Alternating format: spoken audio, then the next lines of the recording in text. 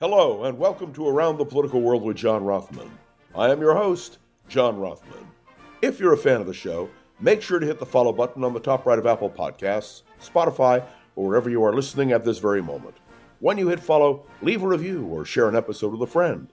It helps other people discover the show, keeps us going. As I like to remind you each and every day, it expands our base. There is so much to talk about this morning. But I want to begin with something that hit me hard. And that was Donald Trump denying that Mitch McConnell had polio as a child. We know, those of us who are familiar with Mitch McConnell and his background, even when we disagree with him, even when we know that what he has done on a number of occasions is wrong, at least in our minds, we know that this is a man who overcame polio as a child. We know that this is a man who is the longest serving leader of a political party in the United States Senate. We know that even though we disagree with him, there are things about Mitch McConnell that are quite remarkable. And let me begin by saying that yes, President Trump, he did have polio as a child. And yes, the reason he voted against Robert F. Kennedy Jr., who has now been confirmed as Secretary of Health and Human Services, is because Robert Kennedy Jr. has opposed vaccines and has even stated that he is not sure that the polio vaccine works.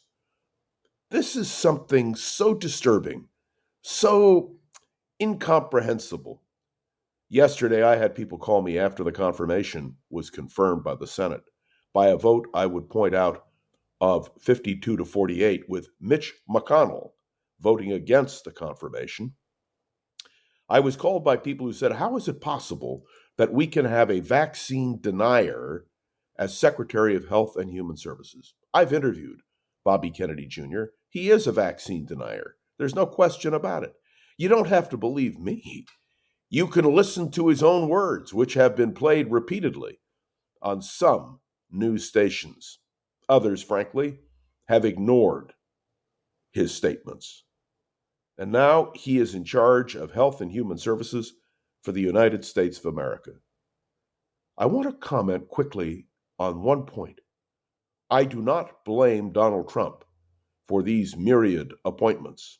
No, I blame Republicans in the Senate who have gone along blindly, confirming people like Pete Hegseth, like Bobby Kennedy Jr., like Tulsi Gabbard, individuals who, in my judgment, should not have been confirmed.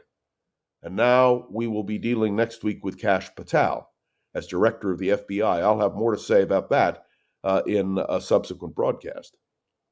But these things should concern us. There is something else which should concern us, and that is corruption.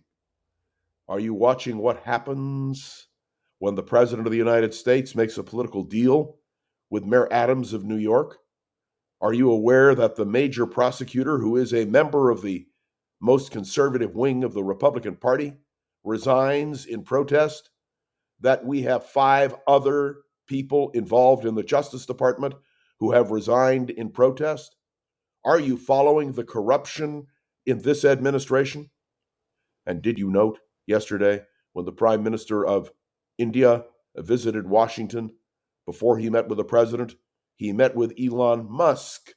And Elon Musk is doing business in India.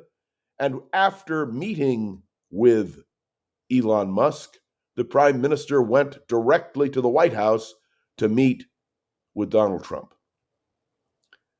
You know, I am not stupid, and I am not irrational, but I can see corruption clearly when it hits me in the face. And I am now going to make a statement which some will be disturbed at hearing. Donald Trump's presidential administration is the most corrupt administration in the history of our country. On top of everything else, you now have the courts challenging Donald Trump, and Donald Trump hitting back, saying, I really don't care what the courts say. And that's really what he's saying. And he has his lawyers working overtime to make sure that the decisions of courts, well, are either postponed or obstructed. And this is America? And the thing that is most stunning to me, as someone who lived through Richard Nixon and the impeachment of Richard Nixon, as someone who lived through Bill Clinton and the impeachment of Bill Clinton, I hasten to point out Nixon resigned before any impeachment resolution appeared. Bill Clinton had to face impeachment and won because his party stuck with him. Do you understand that there isn't even talk among Republicans of impeaching Donald Trump? Of course, I'm not surprised. There aren't the votes to do it. It would never get out of the House Judiciary Committee, would never get to the floor of the Senate. There is a simple truth here, and I talked about this the other day with friends. In the end, it is not Donald Trump who will be judged harshly.